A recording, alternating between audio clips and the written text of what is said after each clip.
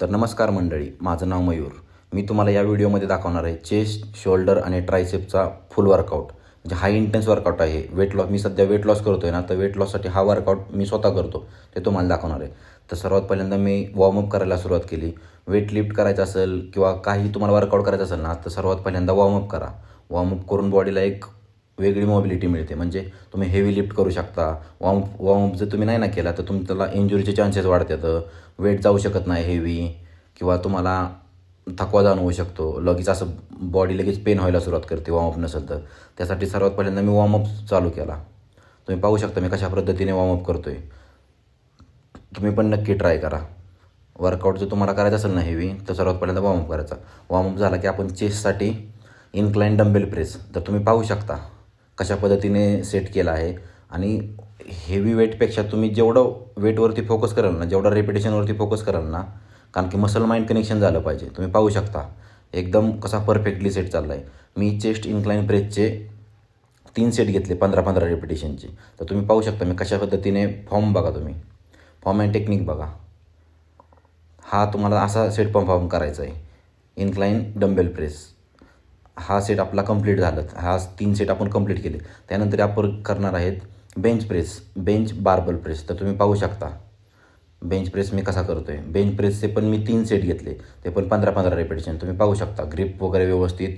Form matter करतो. Heavy weight मारून तब्येत बनत नाही. सर्वात महत्त्वाचा आहे फॉर्म. तुम्ही फॉर्मवरती फोकस करा. जर तुमचा फॉर्म व्यवस्थित असेल ना, तर तुम्ही लाईट वेटवरती पण तुमची बॉडी बनवू शकता किंवा तुमचं ट्रान्सफॉर्मेशन चांगलं करू शकता. त्यामुळे सर्वात महत्त्वाचं आहे फॉर्म. तुम्ही पाहू शकता मी कसा करतो आहे. ह्याचे पण मी 3 सेट कंप्लीट केले 15-15 रेपिटेशनचे. तर पाहू शकता एकदम परफेक्टली चेस्टपर्यंत खाली आणायचा बार, परत वरती पुश करायचा. हे 3 सेट मी कंप्लीट केले. त्यानंतर मी घेतलं त्यानंतर मी घेतलं पेग डेक फ्लाय. हा चेस्टसाठी सर्वात भारी एक्झरसाईज आहे. दोन्ही तुम्हाला चेस्टला प्रॉपर तुम्हाला शेप मिळतो. तुम्ही पाहू शकता दोन्ही हात व्यवस्थित बॅलेन्स करायचे. बरोबर हात आपल्या शोल्डरच्या रेंजला ॲडजस्ट करायचा.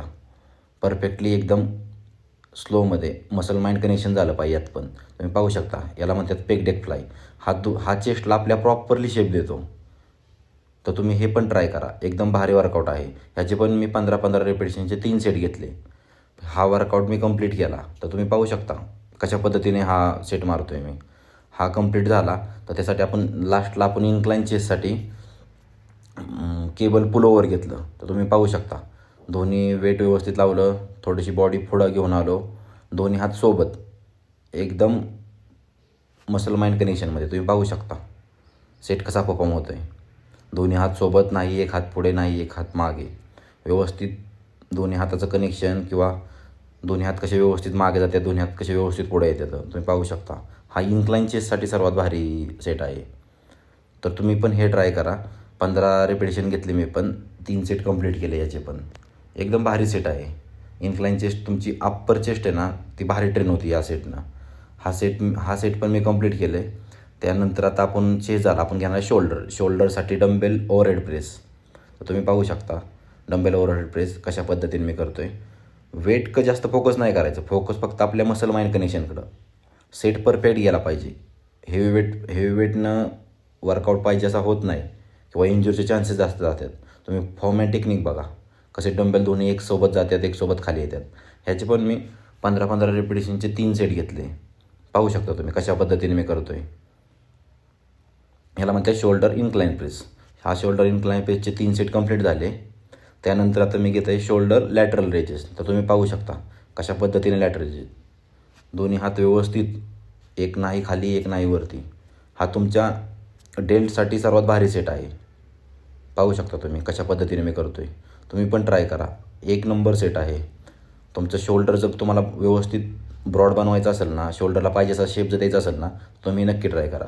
तर शोल्डर ओव्हर प्रेस झाल्यानंतर त्यानंतर आपण घेतलं फ्रंट रेजेस. तर तुम्ही पाहू शकता हा सेट मी प्लेटनं घेतला आहे, कारण की प्लेटनं बॅलन्स राहतो. तुम्ही पाहू शकता दोन्ही हात कसे व्यवस्थित पकडलेत आणि कसा व्यवस्थित वर्क होतो आहे. व्यवस्थित सेट घ्यायचा व्यवस्थित. तुम्ही पाहू शकता ह्याचे पण मी 15-15 रेपिटेशनचे 3 सेट घेतले. कशी एकदम बॉडी स्टेबल आहे, बॉडी जास्त हलवायची नाही. हे कंप्लीट झालं. यानंतर आता आपण घेणार आहे शोल्डर केबल प्रेस. तर तुम्ही पाहू शकता आपण हे क्रॉसओव्हर मशीनवरती घेतो आहे. पाहू शकता तुम्ही ट्रायसेपला बघा कसा प्रॉपरली ट्रायसेपवरती येतो आहे. बघा ट्रायसेप कसा ऑपरेट होतो आहे. केबल पुल ओव्हर याचे पण आपण 3 सेट घेतले 15-15 रेपिटेशनचे. ट्रायसेपसाठी खतरनाक सेट आहे. ह्याचे 3 सेट कंप्लीट झाले. त्यानंतर आपण घेतलं सिंगल हँड पुल ओव्हर. हे पाहू शकता तुम्ही. यात पण बघा ट्रायसेप बघा तुम्ही. ट्रायसेप फक्त ट्रायसेपची पूर्ण फॅट जाते. परत असा ट्रायसेप ब्रॉड बनतो ना, एकदम शेप येतो. हा पण सेट तुम्ही नक्की ट्राय करा. 1 नंबर सेट आहे.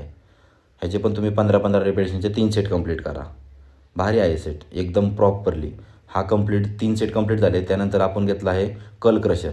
हा मी बेंचवरती बसून घेतला आहे कल क्रशर. तुम्ही पाहू शकता 10-10चे 2 प्लेट लावले आहेत प्रॉपर फॉर्ममध्ये, एकदम खालीपर्यंत डाऊन परत वरती.